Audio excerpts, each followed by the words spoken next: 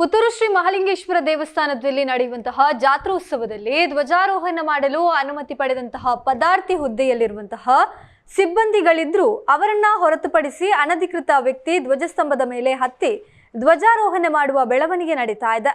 ಈ ಬಾರಿಯ ಜಾತ್ರೆಯಲ್ಲೂ ಇದು ನಡೆದ್ರೆ ಅಂತಹ ವ್ಯಕ್ತಿ ಮತ್ತು ಅದಕ್ಕೆ ಅವಕಾಶ ಮಾಡಿಕೊಡುವ ಅರ್ಚಕರು, ಕಾರ್ಯನಿರ್ವಹಣಾ ಅಧಿಕಾರಿ ಇವರ ವಿರುದ್ಧ ನ್ಯಾಯಾಲಯದಲ್ಲಿ ಮೊಕದ್ದಮೆ ಹೂಡಲಾಗುವುದು ಮತ್ತು ಪೊಲೀಸ್ ಕೇಸ್ ಹೂಡಲಾಗುವುದು ಎಂದು ಶೈವ ಕ್ಷೇತ್ರ ಸಂರಕ್ಷಣಾ ವೇದಿಕೆ ಸಂಸ್ಥಾಪಕ ಶ್ರೀನಾಥ್ ಟಿಎಸ್ ಸುಬ್ರಹ್ಮಣ್ಯ ಹೇಳಿದರು.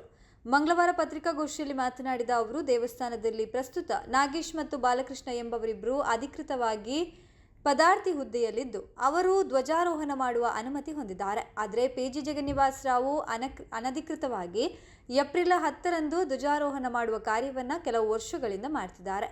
ಮಾಹಿತಿ ಹಕ್ಕಿನಲ್ಲಿ ಕೇಳಿದ ಪ್ರಶ್ನೆಗೆ ದೇವಾಲಯದಿಂದ ನೀಡಲಾದ ಉತ್ತರದಲ್ಲಿ ಅವರಿಗೆ ಯಾವುದೇ ಅನುಮತಿ ನೀಡಿಲ್ಲ ಎಂದು ತಿಳಿಸಿದ್ದಾರೆ.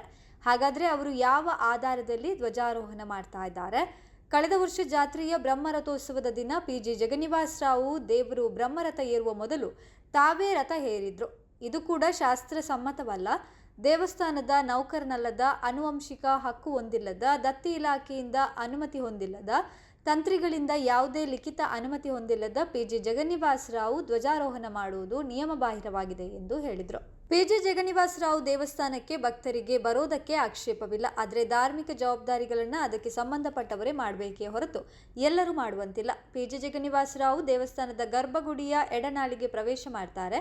ಇದು ಹೇಗೆ ಸಾಧ್ಯವಾಯಿತು ಎಂದು ಪ್ರಶ್ನಿಸಿದ ಅವರು, ಈ ಬಾರಿಯ ಜಾತ್ರೋತ್ಸವದಲ್ಲೂ ಅವರು ಧ್ವಜಾರೋಹಣ ಮಾಡುವಂಥದ್ದು, ಬ್ರಹ್ಮರಥ ಹತ್ತುವಂಥದ್ದು ಮುಂತಾದ ಕಾರ್ಯ ಮಾಡಿದರೆ ಕಾನೂನು ಹೋರಾಟ ಮಾಡಲಾಗ್ತದೆ ಎಂದು ಎಚ್ಚರಿಸಿದರು. ನಮ್ಮ ಸಮಿತಿಯು ಕಳೆದ ಹಲವಾರು ವರ್ಷಗಳಿಂದ ನಾನಾ ದೇವಸ್ಥಾನಗಳಲ್ಲಿ ನಡೆಯುವ ಅವ್ಯವಸ್ಥೆಗಳ ವಿರುದ್ಧ ಕಾನೂನು ಸಮರ ನಡೆಸ್ತಾ ಇದೆ. ಈಗಾಗಲೇ ಅನೇಕ ಹೋರಾಟಕ್ಕೆ ಕಾನೂನುಬದ್ಧ ಜಯ ಸಿಕ್ಕಿದೆ ಎಂದು ಹೇಳಿದರು. ನಂತರ ಮದುವೆ ಆಗಲ್ಲ ಎಂದು ಮೋಸ ಮಾಡಿದ್ದಾನೆ ಎಂಬ ಕ್ರಿಮಿನಲ್ ಆಪಾದನೆ ಇದ್ದು ಪ್ರಕರಣ ತನಿಖೆ ವಿಚಾರದಲ್ಲಿ ಇರುವುದು ಎಲ್ಲರಿಗೂ ತಿಳಿದಿರುತ್ತದೆ.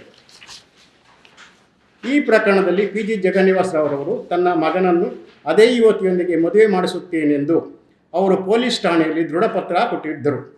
ನಂತರ ಮದುವೆ ಮಾಡಿಸದೆ ವಚನಭ್ರಷ್ಟರಾಗಿ ಮೋಸ ಮಾಡಿರುತ್ತಾರೆ ಎಂದು ಸಂತ್ರಸ್ತೆ ಯುವತಿಯ ತಾಯಿ ಬಹಿರಂಗವಾಗಿ ಆಪಾದಿಸಿರುತ್ತಾರೆ.